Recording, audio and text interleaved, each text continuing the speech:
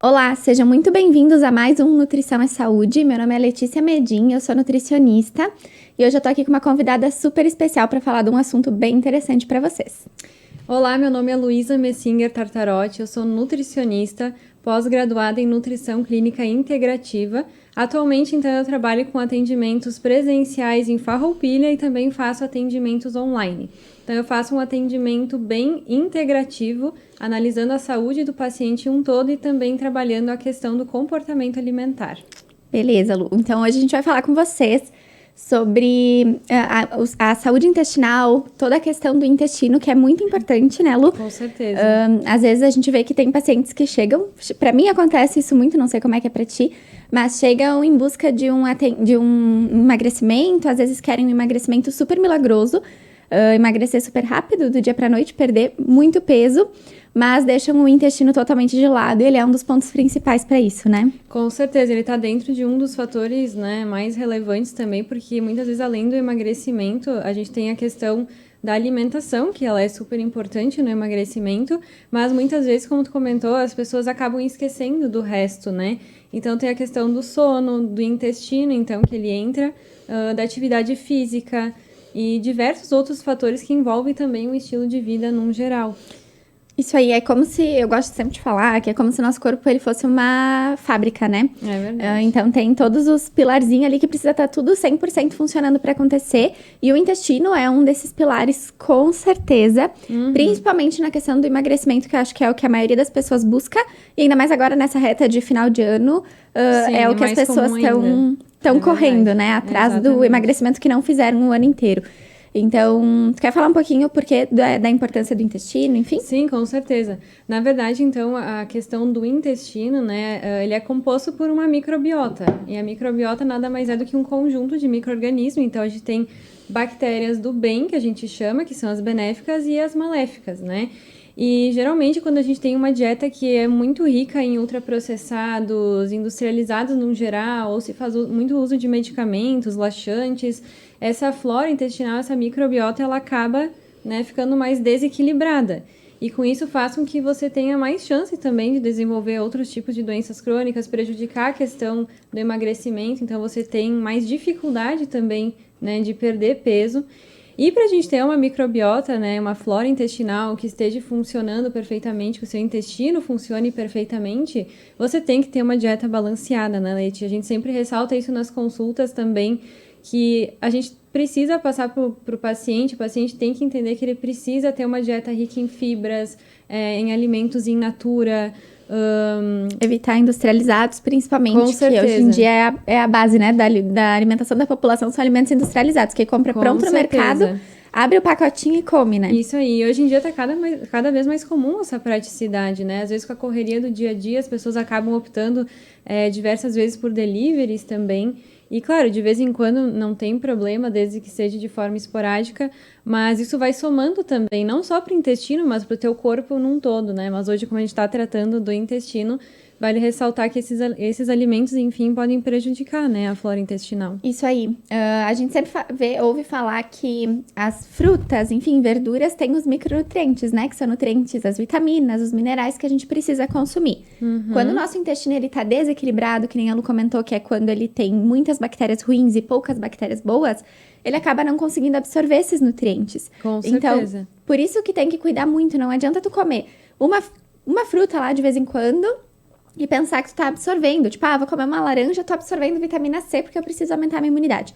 Nunca come laranja, o intestino não funciona direito e aí teu corpo não vai absorver a vitamina C, não adianta. Isso aí. Então, isso é muito importante também, né? E muitas vezes também a gente até faz suplementação para os pacientes, né? E a gente também tem que garantir que o intestino esteja funcionando, porque grande parte de vitaminas, minerais são sintetizadas ali. Então, se ele não está funcionando, como a Leite falou, toda a absorção também fica prejudicada, né? E a gente trabalha muito, eu não sei se tu acredito que sim também, com a escala de Bristol, que com certeza. enfim, é uma escala que mede a consistência das fezes. Então, a partir disso a gente consegue ver qual é o problema do teu intestino. Às vezes as pessoas pensam que para melhorar o intestino é só tomar água, mas não é bem assim, né? Exatamente. E hoje em dia também se fala bastante da questão de que o nosso intestino é o nosso segundo cérebro, né?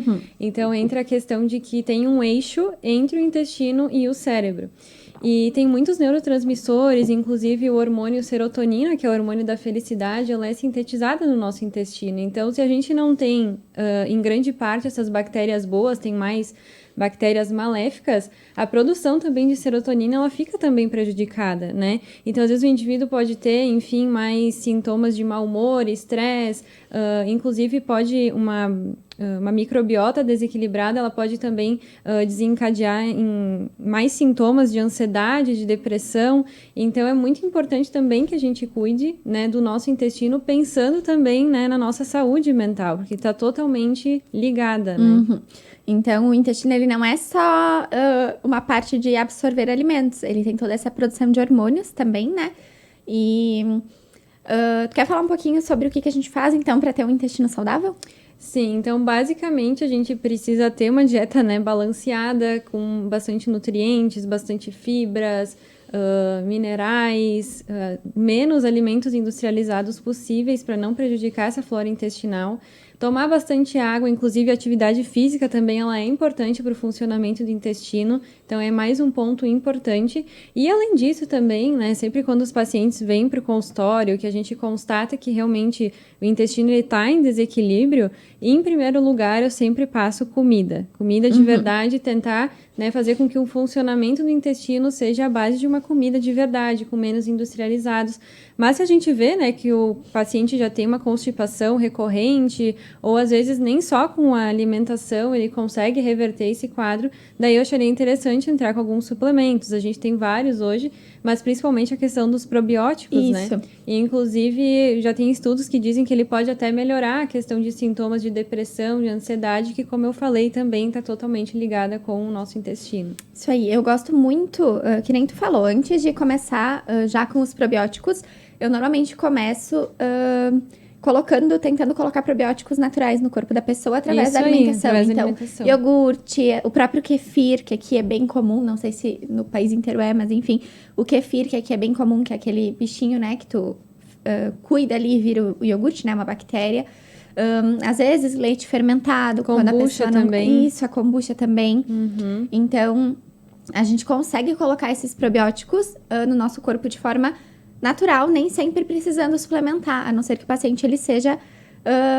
não queira, né? Tem uma aversão a esses alimentos, aí a gente suplementa, né? Isso, com certeza. Mas é importante lembrar que além de ter esses probióticos, a gente tem que ter os pré-bióticos. Porque pensa que tu tem a bactéria ali no teu intestino, e aí tem que dar um jeito de colocar alimento para essa bactéria conseguir sobreviver, essa bactéria boa que a gente precisa dela. E aí, esse alimento a gente chama de prebiótico, né? Que então entra as vitaminas, os minerais, as frutas, enfim, Isso né? aí. As fibras, que são muito importantes. Aposto que vocês já ouviram falar que a aveia é muito importante. Acho que esse é o top, né? É o top, com certeza. Que a aveia tem que consumir muita aveia, enfim. E justamente por isso, ela serve como fibra. E como ela é uma fibra e ela serve como alimento para esses probióticos, né? Isso. Só que... Falando da água de novo, então, vale ressaltar que nada adianta se tu consumir aveia, ter ali a fibra, né? E não tomar água, porque vai acontecer o efeito contrário, né? Agora. E até esqueci de comentar anteriormente da importância dos cereais integrais, né? Então, a gente tem muita fonte de fibra também nos cereais integrais. Então, nós temos a aveia, a linhaça, a chia, o psyllium também, que está sendo bem falado ultimamente. Enfim, inúmeros tipos de cereais integrais que podem vir para auxiliar no funcionamento. Isso aí. Além dessas fibras que a Lu comentou, a gente também encontra fibras de forma um pouquinho diferente, mas que também auxiliam em folhas, tipo alface, rúcula, né? Que também ajudam bastante a questão intestinal, que é bem importante. Então, a gente tem vários alimentos aí disponíveis para ajudar o nosso intestino, né? A questão é saber utilizar eles ali no dia a dia e realmente utilizar, né? Fazer isso uma prática e não consumir lá de vez em quando achando que vai estar ajudando o intestino. E a questão da imunidade também tem muito a ver com o intestino, né? Totalmente, com certeza. Às vezes as pessoas falam, minha imunidade é baixa, eu comi uma laranja, meu Deus, não aumenta a minha imunidade. Só que a Daí entra a imunidade... questão de toda a absorção que é prejudicada e também não faz com que o sistema imunológico funcione adequadamente, né? Isso aí. Então, na questão de voltando para o emagrecimento, né, que a gente estava falando, o intestino, ele é um dos fatores principais. Quando chega alguém no consultório, primeira coisa, quer emagrecer? Beleza, vamos regular o intestino. É um dos primeiros, assim, né? Isso aí. Porque se o intestino não estiver regulado, a pessoa não vai conseguir emagrecer, Exatamente. né? Ou às vezes até consegue, mas logo recupera, porque, enfim, Isso não aí. mudou os hábitos, o intestino continua daquela mesma forma, Tá né? com uma má digestão, uma má absorção, então prejudica todo o processo de perda de peso, né? E outra curiosidade também do nosso intestino é que a gente começa a formar essa flora intestinal desde o momento que a gente nasce. Então, até é engraçado, porque às vezes o tipo de parto que você nasceu pode influenciar também na sua microbiota intestinal. Então, se você nasceu, por exemplo, de parto normal, né, ao nascer você vai, digamos assim, pegar um pouco da microbiota vaginal da mãe. E a partir disso você vai começar a desenvolver essa microbiota intestinal. E se você nasceu de parto cesárea, no caso, você vai absorver, digamos assim, as bactérias da pele da mãe. E nessa pele, na nossa pele, né, a gente tem pouca biodiversidade de bactérias, então, às vezes, até no consultório, os pacientes chegam e dizem, não, eu sou desde pequena constipada, então, muitas vezes, até o tipo de parto que você teve quando nasceu pode influenciar. E, claro, vale ressaltar também a questão do aleitamento materno, né? O leite materno, ele é rico em nutrientes, então, se você, por exemplo, nasceu e teve que ir direto para a fórmula ou ficou pouco tempo com o aleitamento, também pode influenciar nesse desenvolvimento da sua flora intestinal. E, claro, a partir ali dos 6, 7 meses, que é quando começa a introdução alimentar também, com o passar dos anos, né? A criança vai mudando também um pouco dessa flora, porque daí entra a questão dos alimentos, então vai já modificando essa flora intestinal. E hoje em dia a gente tem exames, tá? Eu tenho uma seguidora que ela, sempre que eu boto uma caixinha de perguntas no meu Instagram, ela vai lá e comenta, me pede dicas, porque ela é muito constipada. Muito, muito, muito, pelo jeito. Eu não conheço, enfim, não é minha paciente, Sim. tá? Toda vez ela bota pergunta. Então, pede se correr faz bem, se correr ajuda, que ela viu que caminhar ajuda, o que ela pode fazer, que faz não sei quantos dias que ela não faz cocô, enfim, coisas assim. E aí, enfim, eu sempre tento dar umas dicas, assim, no que eu posso mesmo, sem conhecer ela, do que ela pode fazer, né? Mas hoje em dia tem um exame que dá pra fazer, que tem várias empresas que fazem, enfim, que é um exame que consegue ver quais são as bactérias que tu tem no teu intestino para esses casos de pessoas que são a vida inteira constipada e não conseguem ir aos pés todos os dias. Então, tem um exame que dá pra fazer, tá? Que também auxilia isso e que em muitos casos é interessante quando já foi em médico, já foi por tudo e não consegue regular a microbiota intestinal. Então, esse exame ele avalia e vê bem certinho quais são as bactérias que a pessoa tem a mais no organismo, ali na microbiota, que não são boas, pra gente conseguir passar o probiótico certo, porque probiótico existem, sei lá, trilhões de bactérias, Sim, né? muitas. Então, a gente precisa saber, é muito difícil a gente saber qual bactéria que a pessoa tem menos. E é interessante muitas vezes até para a gente conseguir fazer um manipulado exclusivo, né, de acordo com aquelas bactérias que provavelmente estão faltando para aquela pessoa, né? Isso aí. Então, hoje a gente tem inúmeras formas de fazer manipulados ou até, enfim, os probióticos prontos que já tem uma boa carga ali, enfim, de bactérias, mas muitas vezes esses exames vêm para isso, né? Só que, claro, é importante ressaltar que tem que passar por um acompanhamento nutricional para a gente avaliar se realmente é necessário, né? A gente está encaminhando para um exame mais diferenciado, mais aprofundado, e assim a gente analisa, então, né, o que seria a melhor conduta para o paciente também, né? Sim, até para conseguir daí realmente ajudar, né? Porque senão é algo muito, enfim, os diagnósticos deles podem ser infinitos.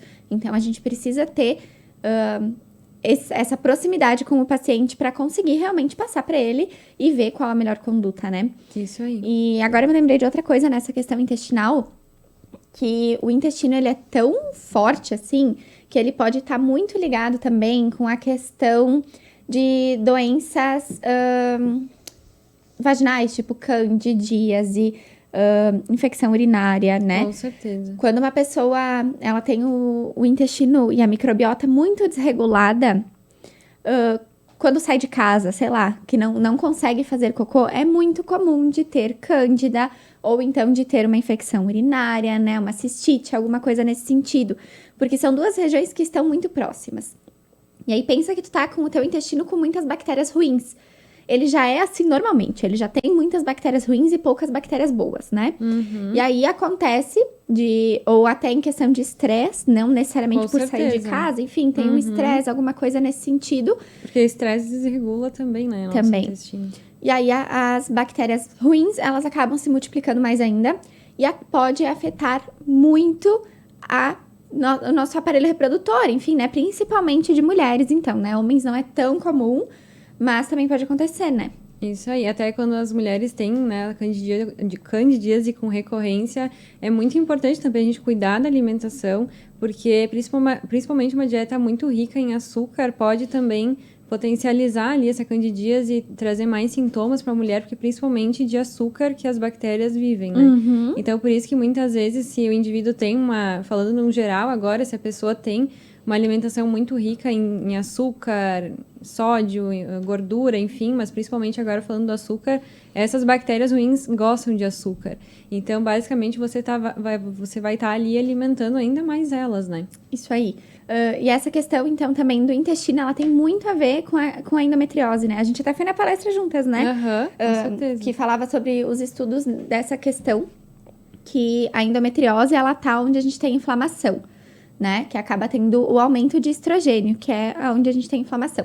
O intestino, que tem muitas bactérias ruins, é o intestino inflamado.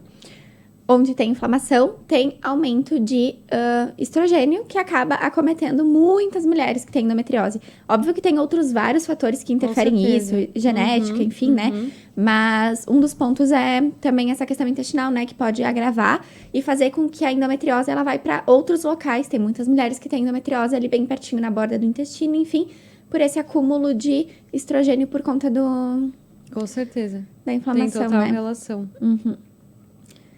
Então, o intestino, ele tá super ligado em absolutamente tudo, tá? Não existe uma vida saudável sem o intestino saudável, da mesma forma que não existe alcançar objetivos sem ter o intestino saudável, né? É a mesma coisa que querer perder peso sem ter que fazer exercício e sem ter que se alimentar bem, né? Então, é um estilo de vida, intestino, alimentação, sono, exercício físico, que tá tudo ligado. E, que nem eu disse antes, uma coisinha precisa da outra pra funcionar, né? Com certeza. E até vale ressaltar também que hoje muitas pessoas às vezes recorrem aos laxantes também, quando ficam muito tempo constipadas. E isso também é ruim pro teu corpo, pro teu organismo e principalmente pro intestino, porque esses laxantes, eles destroem com as bactérias boas do intestino. Então, antes de você recorrer, né, a esse tipo de produtos, de medicamentos, tentar também tentar fazer alguma alimentação mais saudável, ter, então, os cereais integrais, ter todos aqueles alimentos que a gente comentou e tomar principalmente bastante água.